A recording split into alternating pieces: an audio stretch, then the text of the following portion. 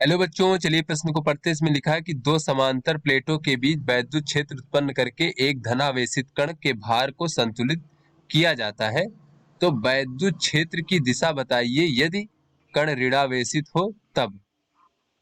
तो बच्चों इसमें कहा जा रहा है, संकेत दिया गया कि वैद्युत क्षेत्र में धन आवेश पर वैद्युत बल जो है वो क्षेत्र की दिशा में, तथा बच्चों ऋण आवेश पर जो है बल वो क्षेत्र के विपरीत दिशा में लगता है।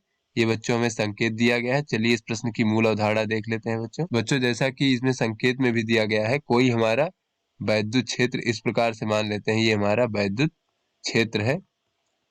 और बच्चों अगर हमारा कोई यहाँ पर धनावेश होगा बच्चों, ये प्लस क्यू मान लेते हैं, तो धनावेश पर जो है वैद्युत बल वो क्षेत्र की दिशा में लगता है और ऋणावेश पर वैद्युत बल जो है क्षेत्र के विपरीत दिशा में लगता है। तो बच्चों यहाँ पर जो हो जाएगा हमारा, अगर हम इस पर वैद्युत बल की दिशा देखें बच्चों, तो ये हमारा वैद्युत बल की दिशा होगी। और बच्चों अगर ऋणावेश पर देखें तो ये बच्चों हमारा वैद्युत बल की दिशा होगी। तो चलिए बच्चों अपने प्रश्न को हल करते हैं। बच्चों इस प्रश्न में कहा जा रहा है कि हमें वैद्युत क्षेत्र की दिशा बताना है और दो समांतर प्लेटों के बीच वैद्युत क्षेत्र उत्पन्न करके एक धनावेशित कण के भार को संतुलित किया जाता है। तो मान लीजिए बच्चों इस प्रकार से हमारे पास दो समांतर प्लेटें हैं बच्चों, इनके बीच में वैद्युत क्षेत्र उत्पन्न किया जाता है। तो इस प्रकार से बच्चों दो समांतर प्लेटें मान लेते हैं। एक प्लेट मान लीजिए बच्चों ये है हमारी, और दूसरी प्लेट हमारी ये है इस प्रकार से। तो इसके बीच में बच्चों कोई हमारा धनावेश प्लस क्यू इस प्रकार से रखा है। तो इसका जो भार होगा बच्चों, अर्थात गुरुत्वाकर्षण बल बच्चों, ये नीचे की ओर लग रहा होगा, इसका भार इस तरफ होगा। तो बच्चों इसके भार को संतुलित करना है, यानी इतना ही बल जो है इसके विपरीत दिशा में इस कण पर लगना चाहिए, तभी जो है संतुलित हो पाएगा। तो बच्चों इस पर जो वैद्युत बल लगेगा वैद्युत क्षेत्र उत्पन्न करने पर, तो वो इतनी ही मात्रा में तथा इसके विपरीत दिशा में इस प्रकार से लगना चाहिए बच्चों। तो ये हमारा वैद्युत बल की दिशा होनी चाहिए, वैद्युत बल की दिशा। तो बच्चों धनावेश पर जो है वैद्युत बल की दिशा जो होती है वो वैद्युत क्षेत्र की तीव्रता की दिशा में होती है।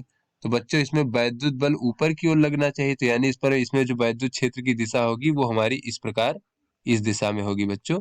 ये हमारी वैद्युत क्षेत्र की दिशा होनी चाहिए। तो बच्चों दोनों प्लेटों के बीच में इस प्रकार का वैद्युत क्षेत्र की दिशा उत्पन्न करने के लिए बच्चों हमें इन प्लेटों को आवेशित करना पड़ेगा। तो बच्चों अगर हम नीचे वाली प्लेट को इस प्रकार से धनावेशित कर दें हम, और बच्चों ऊपर वाली प्लेट को हम इस प्रकार से ऋणावेशित कर दें, तो क्या होगा बच्चों, तो ये जो हमारा बच्चों आवेश है, यहाँ पर जो वैद्युत क्षेत्र की तीव्रता होगी वो धनावेशित प्लेट के कारण धनावेश से दूर की ओर होगी, और ऋणावेशित प्लेट के कारण ऋणावेश की ओर होगी बच्चों।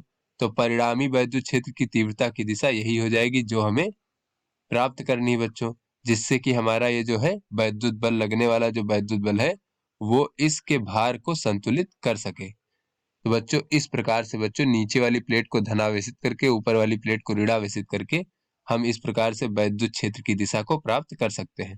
तो चलिए बच्चों आगे कहा जा रहा है कि यदि कण जो है वो ऋणावेशित हो तब। तो बच्चों देख लेते हैं कि यदि कण ऋणावेशित हो तब, यदि कण ऋणावेशित हो तब। बच्चों इस प्रकार से पुनः देख लेते हैं, हमारे पास दो समांतर प्लेट है इस प्रकार से। बच्चों यहाँ पर एक हमारा ऋणावेशित कण है इस प्रकार से, तो इसका भार बच्चों पुनः ऊर्ध्वाधर नीचे की ओर लग रहा होगा गुरुत्वाकर्षण कारण बच्चों। तो इसको अगर संतुलित करना है तो इसके भार के विपरीत दिशा में ऊपर की ओर वैद्युत बल इस आवेश पर लगना चाहिए बच्चों। तो ये हमारा वैद्युत बल की दिशा हो गई। तो बच्चों जैसा कि हमने मूल अवधारणा में देखा कि ऋणावेश पर जो वैद्युत बल की दिशा होती है वो वैद्युत क्षेत्र की दिशा के विपरीत में होती है। तो बच्चों निश्चित तौर पर अगर वैद्युत बल ऊपर लग रहा है तो इसमें वैद्युत क्षेत्र की दिशा इस तरफ होगी बच्चों। तो ये हमारी बच्चों वैद्युत क्षेत्र की दिशा हो गई, वैद्युत क्षेत्र की दिशा।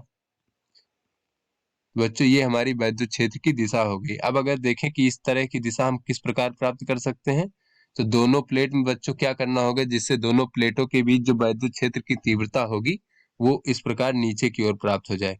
तो पुनः बच्चों अगर हम इस प्लेट को धनावेशित कर दें ऊपर वाली प्लेट को, और बच्चों नीचे वाली प्लेट को अगर हम ऋणावेशित कर दें, तो बच्चों इस प्रकार का वैद्युत क्षेत्र इन दोनों के बीच में हम प्राप्त कर सकते हैं। क्योंकि पुनः अगर हम देखें किसी बिंदु पर बच्चों इस आवेश पर, तो धनावेश के कारण धनावेश से दूर की ओर वैद्युत क्षेत्र की दिशा होगी, और ऋणावेश के कारण ऋणावेश की ओर वैद्युत क्षेत्र की दिशा होगी। तो परिणामी जो वैद्युत क्षेत्र की दिशा होगी वो इस प्रकार से नीचे की ओर हो जाएगी, और इस ऋणावेश पर वैद्युत बल ऊपर की ओर लग जाएगा, जिससे कि ये भार को संतुलित कर लेगा। तो आशा करते हैं बच्चों ये आपको समझ में आ गया होगा। धन्यवाद।